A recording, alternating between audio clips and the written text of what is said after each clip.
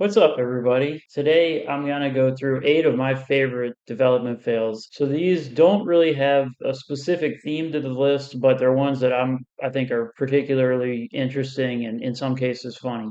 Now these ones aren't quite as dark as and tragic as some of them, so that's another reason why I like these better. So to get started, we have the Seapod, which this one was it's a concept for an eco-friendly house that would be situated just offshore from coastal towns. And the idea is to expand the amount of coastal areas available for building. In addition, like I said, they would be all eco-friendly and, supposedly low footprint and all that kind of stuff. Well, unfortunately, when they unveiled their first one, it was supposed to look like that, and shortly thereafter, it looked like that. So thankfully, nobody was injured in the collapse, and it apparently didn't even damage the building all that much, but wasn't how they wanted it to start. Now, the second one, this one, almost everybody's probably seen this one by, at this point. It was a project in Turkey that got started and then ran into financial problems. Now, the weird thing about this is a lot of projects this big will be built in segments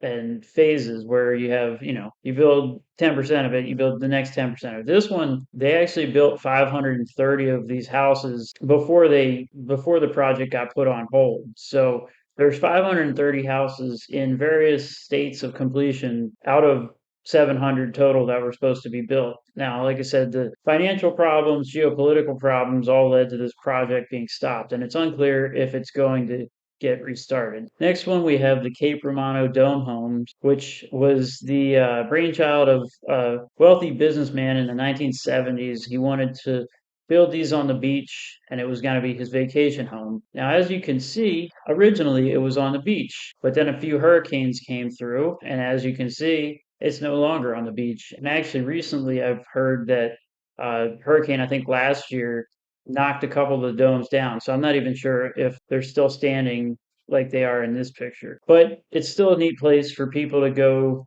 kayaking to and snorkeling and all those. Next up, continuing on our theme of failed coastal development projects, we have The World, which is just outside of Dubai. And this was a series of man made islands that was supposed to look like the world. You be the judge if it actually looks like the world. And the problem with this was the intended shape of it, but they've had a lot of erosion problems and also problems with convincing people to build out in the middle of the sea.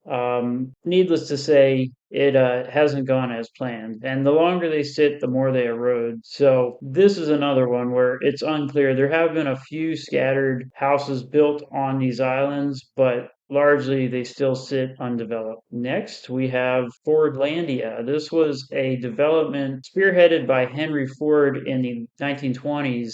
He was looking for new sources of rubber for his tires, and he settled on Brazil. He made a deal with the Brazilian government where he would, I believe it was something like 7.5% of his profit or the sales from the Fordlandia would go to the Brazilian government, and in exchange they gave him something like 2.5 million acres to build this big project. And at its core, it was a rubber factory, but there was also a town around it with schools, hospitals, churches, all that kind of stuff. And this failed for a couple reasons. The biggest was a combination of logistical challenges and cultural challenges. Logistical challenges, this was a pretty remote place, and they just had a hard time getting things to and from it in an efficient and financially cost effective manner.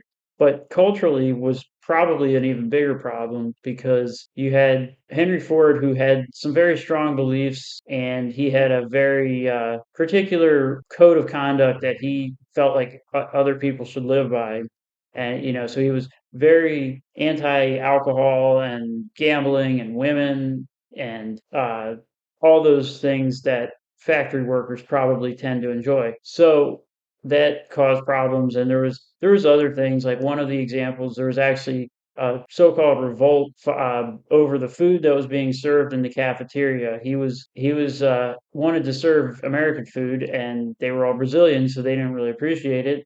And apparently, it actually led to a somewhat violent protest, a riot of sorts. And needless to say, by the mid 1930s, this project had failed and was abandoned for almost 80 years. Now, recently, people have begun moving back into the old town. And as of 2020, I've read that the population was up to about 3,000. Next, we have the Memphis Pyramid, which this was built as a basketball arena on the banks of the Mississippi River in Memphis, Tennessee, and it didn't last long as a basketball arena. It was used as a concert venue, but because of its shape, it had terrible acoustics.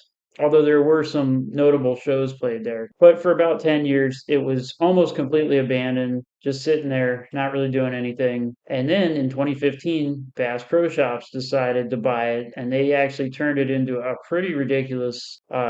It's the whole thing is wide open, but it's a giant Bass Pro Shops store with a hotel, indoor ponds. There's an elevator that goes up the middle of it. It's like one of the tallest freestanding elevators in the world. And there's even an observation deck 300 feet up. See if you can see it like up in that area. So this is one that has gone from a giant failure to somewhat of a success now that Bass Pro has taken over. Next, we have the Tower of David.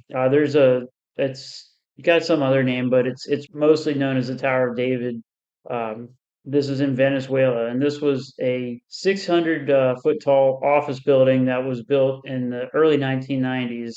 And then the developer passed away, and then there was financial issues and economic problems in Venezuela that led to it being halted. So it was halted after it had been basically topped out. So you had this 60-story building in a city like Caracas, Venezuela, that there's tons of poor people and people just, struggling to make it by. So a lot of people started moving into the building. And at its peak, it had something like 5,000 residents. And there was informal system of government. There was people had businesses. It was a pretty interesting place. And it had a reputation for being kind of a violent place, but from a lot of reports that I've read, that was a little bit overblown. While there was certainly violence, Caracas is a violent city just in general, so some would be expected. But they said that actually a lot of the residents, they felt, they were all in a similar situation with being relatively poor and, just struggling to make it by. So there was actually a pretty strong sense of community within the building. And finally, we have one of my favorite ones, which is Victory Over America Palace. And this